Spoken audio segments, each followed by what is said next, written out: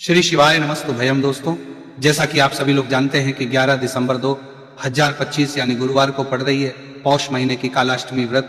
और दोस्तों, ये वो तिथि है जो पौष मास में पड़ने वाली सबसे बड़ी तिथि है, क्योंकि ये गुरुवार के दिन पड़ रही है और इसका बहुत ही बड़ा और विशेष महत्व होता है। पूज्य गुरु जी ने कहा है कि अगर कभी भी मौका लग जाए और पौष महीने की कालाष्टमी व्रत गुरुवार को पड़ जाए तो आप लोग 11 चावल के दाने का उपाय तो अवश्य ही करना चाहिए। इन दोनों का सहयोग बहुत ही कम आता है। इसी के साथ मैं गुरु जी ने अपने शिवपुराण कथा में बताया है कि इस दिन आपको 11 चावल दाने का उपाय तो आपको अवश्य ही करना चाहिए, क्योंकि ऐसा दिन पूरे साल में सिर्फ एक ही बार आता है।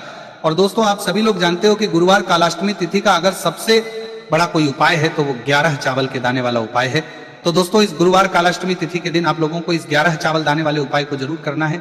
बहुत सारे लोग होंगे जिन लोगों ने इस उपाय को ना किया हो, मतलब पूरा साल निकल गया, उन्होंने किसी भी दिन इस 11 चावल के दाने वाले उपाय को ना किया हो। पर दोस्तों, आपके पास एक आखिरी मौका बचा हुआ है जो कि 11 दिसंबर के दिन है। तो इस दिन आप लोगों को इस वाले उपाय को जरूर कर लेना है। भले ही आपने पूरे महीने भर इस उपाय को ना किया हो, पर अगर आपने पौष महीने के गुरुवार कालाष्टमी तिथि के दिन अगर इस वाले उपाय को कर लिया तो आपको इस उपाय को करने का वो फल मिलेगा जिसकी आपने कभी कल्पना भी नहीं करी होगी। इसीलिए आप लोग इस वाले उपाय को एक बार जरूर कर लेना है, ताकि आप लोगों के हाथ से ये मौका ना जा सके और आपको इस उपाय को करने का फल मिल सके।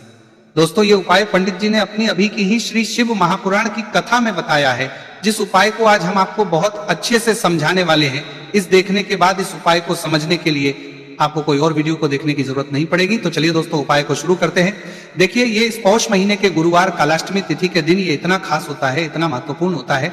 देखा गया है कभी कभी बड़े बड़े पूजा पाठ अनुष्ठान से जो मनोकामना पूर्ण नहीं होते, वो पौष महीने के गुरुवार कालाष्टमी तिथि के दिन एक छोटे से उपाय करने से ही आपकी मनोकामना पूर्ण हो जाती है। बहुत सारे लोगों ने इस उपाय को किया भी है और उनको इस उपाय को करने का फल भी जरूर मिला है। अगर आप लोग भी इस उपाय करने के लिए जा रहा है वो करना चाहते हैं तो आप इस उपाय को पहले अच्छे से समझ लेना, सुन लेना, उसके बाद करना।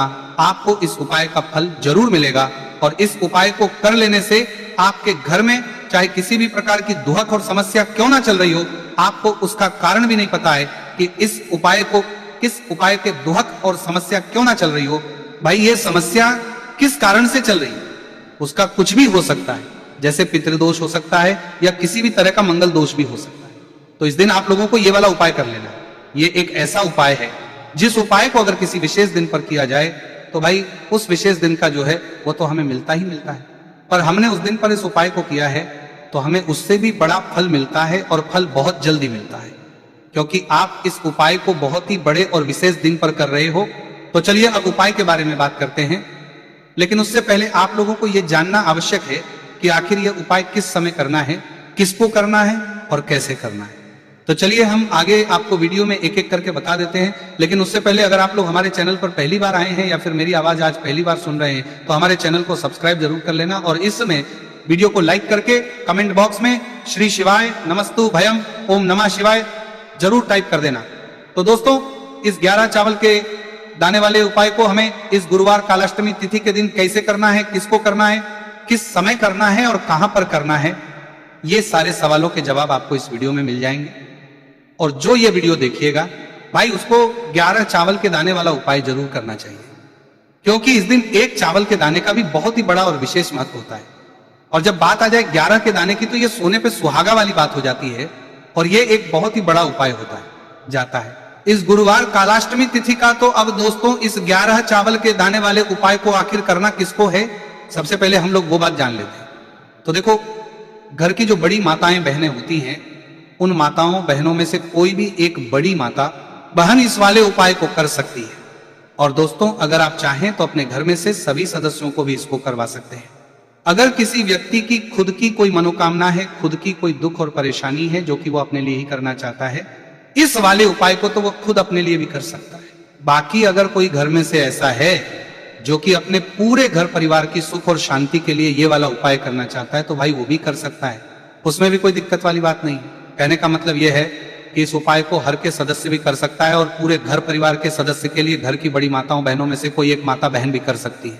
माताएं बहनें अगर घर में उपस्थित ना हो या वो ये वाला उपाय ना कर पा रही हो तो फिर घर का कोई बड़ा सदस्य भी इस 11 चावल के दाने वाले उपाय को कर सकता है, चाहे फिर वह पुरुष ही क्यों ना हो, उसमें कोई भी दिक्कत वाली बात नहीं है। अब दोस्तों, इस 11 चावल के दाने वाले उपाय को हमें करना कहां पर है, हमें इसे शिव जी के मंदिर में जाकर करना है, बहुत सारे लोग प्रश्न करते हैं उपाय को करते समय, क्या हम इस उपाय को घर पर कर सकते हैं? तो इस वाले उपाय को आप घर पर नहीं कर सकते हो। इस वाले उपाय को करने के लिए आपको शिव जी के मंदिर ही जाना पड़ेगा। उसके बाद में दोस्तों जो अगला प्रश्न निकल कर आता है वो ये आता है इस उपाय को लेकर कि आखिर इस उपाय को हमें किस समय करना है, सुबह के समय करना है कि शाम के समय करना है? तो देखो इस वाले उपाय को आप लोग सुबह के समय भी कर सकते हो और शाम के समय प्रदोष काल में भी कर सकते हो। अब अगर आप पूछो कि भाई सबसे उत्तम समय कौन सा रहेगा इस 11 चावल के दाने वाले उपाय को करने का, तो हम आपसे बस यही कहेंगे कि इस उपाय को आप सुबह के समय करेंगे तो ज्यादा बेहतर होगा। बाकी अगर प्रदोष काल शाम के समय भी करेंगे तो भी अच्छा होगा, उसमें कोई भी दिक्कत वाली बात नहीं है। तो अब दोस्तों जो अगली सबसे बड़ी और महत्वपूर्ण बात आती है वो ये आती है कि सुबह अगर हम उपाय को करेंगे तो हमें कितने बजे से लेकर बजे तक के बीच में करना है, और शाम के समय प्रदोष काल में करेंगे तो हमें कितने बजे से लेकर कितने बजे के बीच में करना है। तो देखो सुबह जितनी जल्दी हो सके आप उपाय को करने की कोशिश करना। बाकी अगर किसी कारणवश लेट भी हो जाओ, थोड़ी देर भी हो जाए, तो 10 या 11 बजे तक भी आप उपाय कर लेना, पर 12 बजे से ज्यादा देरी ना हो, ठीक है? इस बात का ध्यान रखना। उसके बाद में दोस्तों अगर शाम के समय प्रदोष काल की बात करें, दोष काल का जो समय है होता है वो शाम के 6 बजे से शुरू हो जाता है। मतलब शाम के 6 बजे से लेकर 7 बजे के बीच का जो समय होता है ये समय प्रदोष काल का समय होता है। पर अभी जो मौसम चल रहा है इस मौसम में जो है शाम बहुत देरी से होती है, तो आप इस उपाय को 7 या 8 बजे के बीच में भी कर सकते हो। मतलब शाम के 6 बजे से रात 8 बजे के बीच में आप कभी भी इस वाले उपाय को कर सकते हो, उसमें कोई भी दिक्कत वाली बात नहीं है। अब दोस्तों यहां पर इस उपाय को लेकर एक और सबसे बड़ी बात ये निकल कर आती है कि इस 11 चावल के दानों को हमें लेना कहां से होता है और हमें इस उपाय को करने के साथ में क्या और कुछ भी सामग्री ऐसी होती है जो शिव जी के मंदिर लेकर जानी है। तो देखो यहां पर हम आपको बता दें, सबसे पहले आप लोग ये जान लो कि ये जो 11 चावल के दाने वाला उपाय है, सिर्फ और सिर्फ आप उपाय की सामग्री लेकर कभी भी शिव जी के मंदिर मत जाना, क्योंकि हमें भगवान के सामने ये नहीं दर्शाना है कि अगर हम भगवान शिव जी के मंदिर आए हैं तो अपने फायदे के लिए आए हैं। तो इसलिए जो भी पूजन सामग्री है, उपाय सामग्री है 11 चावल के दाने, इसके साथ में आपको पूजन सामग्री भी जरूर लेकर जाना है। देखो अगर सुबह के समय उपाय कर रहे हो तो सीधी सी बात है 1 लोटा जल तो आप लेकर जाओगे ही जाओगे। वही 1 लोटा जल अगर मिट्टी का जल हो तो बहुत अच्छा रहेगा। मिट्टी का जल कैसे बनाया जाता है इसके लिए हमने पहले से बहुत सारी वीडियोस बना दी। आपके पास इस दिन एक आखिरी मौका रहेगा मिट्टी का जल शिव जी पर चढ़ाने का और उपाय को करने का, बहुत बड़ा आपको इस दिन फल मिलेगा। तो इसलिए इस दिन हो सके तो भाई मिट्टी का जल चढ़ाना तो अपने साथ में कम से कम 1 लोटा जल तो आपको लेकर जाना ही जाना है। अगर मिट्टी का जल नहीं है तो घर का जल भी आप इस्तेमाल कर सकते हो। इसके अलावा जो भी पूजन सामग्री है, देखो 11 चावल के दाने ये अलग आपके रहेंगे और जो आपकी पूजन सामग्री रहेगी वो अलग रहेगी। पूजन सामग्री में आप जो भी चीज लेकर जाना चाहे वो लेकर जा सकते हैं, उसमें कोई भी दिक्कत वाली बात नहीं है। वही अगर हम बात के लिए करें शाम के समय की, तो शाम के समय शिवजी पर जल नहीं चढ़ता है, इसीलिए शाम के समय आप लोग एक दीपक तैयार कर ले जो कि गोलबत्ती का, आटे का, शुद्ध देसी गाय का घी का होगा। इस बात का आप लोगों को ध्यान रखना है।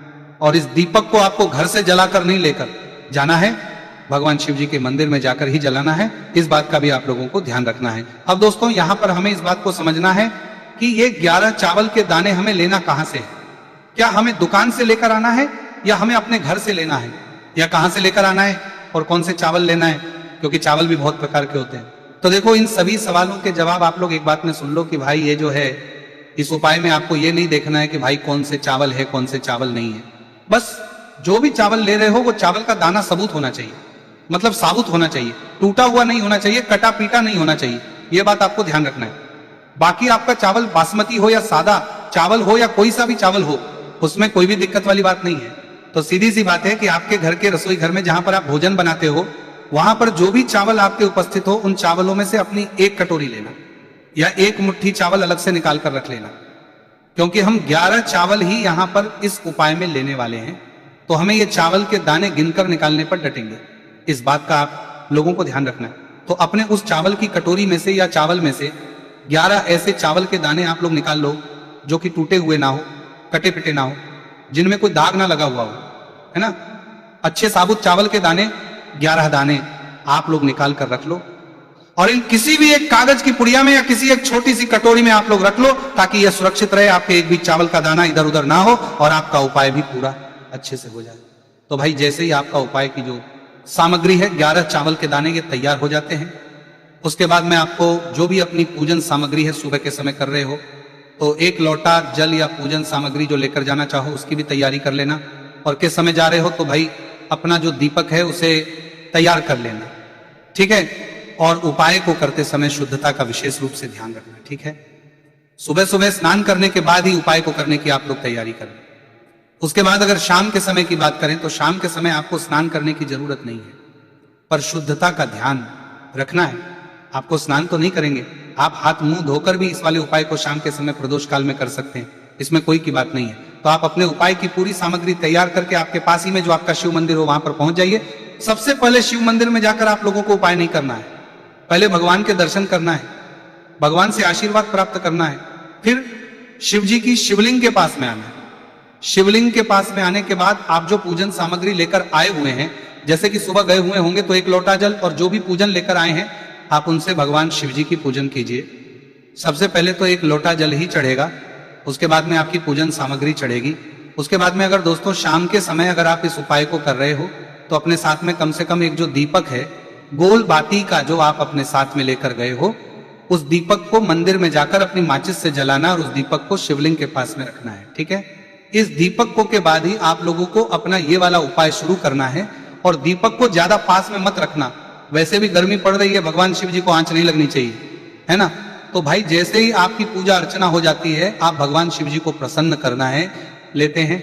उसके बाद में शिवलिंग के पास ही में आप कहीं पर बैठ जाइए, सामने या आसपास जिस जगह पर आपको बैठना हो वहां पर बैठ जाइए और अपने वो 11 चावल के दाने अपने सामने निकाल कर रख लीजिए, क्योंकि अब यहाँ पर करने की आपको तैयारी करना है। और इस तरीके से जब आप उपाय करेंगे, पूजन सामग्री करने के बाद, पूजन अर्चना करने के बाद, तो आपको उपाय का फल बहुत जल्दी और बहुत बड़ा होकर मिलेगा। तो अपने 11 चावल के दाने अपने सामने निकाल कर रख लेना। और ये जो उपाय है ये आपकी सीधे हाथ की हथेली से होगा, इसलिए इस बात का भी विशेष रूप से ध्यान रखना है। तो सीधे हाथ की हथेली का प्रयोग करके ही आप लोग अपना इस वाले उपाय को करना। अपने सामने जो भी आपकी कागज की पुड्डियां हैं उसको रख लो, या कटोरी है तो भाई उसे अपने सामने रख लो और अपने वो 11 चावल के दाने निकाल लो। ठीक है, उसके बाद में दोस्तों अब आपको क्या करना है कि शिवलिंग आपके सामने होगी, तो आपने वो 11 चावल के दाने एक एक करके आपको शिव जी के शिवलिंग के ऊपर चढ़ाना है। कहां पर चढ़ाना है? शिवलिंग के ऊपर चढ़ाना है, और कहीं पर भी नहीं चढ़ाना है। आपको अपने हथेली से शिवलिंग के ऊपर चढ़ना है, भले ही फिर वो अपने आप जलाधारी पर गिर जाए या मतलब वहीं पर गिर जाए, उसमें कोई दिक्कत वाली बात नहीं है, पर आप चढ़ाओ शिवलिंग के ऊपर ही। तो आपको क्या करना है, अपना पहला चावल उठाना है, श्री शिवाय नमस्तु भयम बोलना है और शिवलिंग पर चढ़ा देना है। इसी तरीके से दूसरा चावल का दाना उठा है, शिवलिंग पर चढ़ाना है और मंत्र बोल देना है, और फिर तीसरा चावल का दाना उठाना है, श्री शिवाय नमस्तु भयम बोलना है और चढ़ा देना है। इसी प्रकार से आपको पूरे 11 चावल के दाने एक एक करके शिव जी के शिवलिंग के ऊपर चढ़ाना है और भगवान से प्रार्थना करते जाना है। मतलब प्रार्थना तो आपको आखिरी में करना है, पर हर एक के दाने को चढ़ाते समय श्री शिवाय नमस्तु भयम जरूर बोलना है। उसके बाद ही में ये चावल का दाना शिवलिंग के ऊपर आपको चढ़ाना है। जैसे ही आपके 11 चावल के दाने शिवलिंग के ऊपर जाते हैं, तो भाई उसके बाद में आपको क्या करना है, भगवान से अपनी मनोकामना बोलना है। मनोकामना भी कब बोलना है? जब आपका 11 चावल का दाना आपके सीधे हाथ की हथेली में हो और आप उसे चढ़ाने के लिए जा रहे हो। श्री शिवाय नमस्तु भयम बोलकर उस आखिरी चावल के को शिवलिंग के ऊपर चढ़ा देना और भगवान से फिर अपनी वह मनोकामना बोल देना।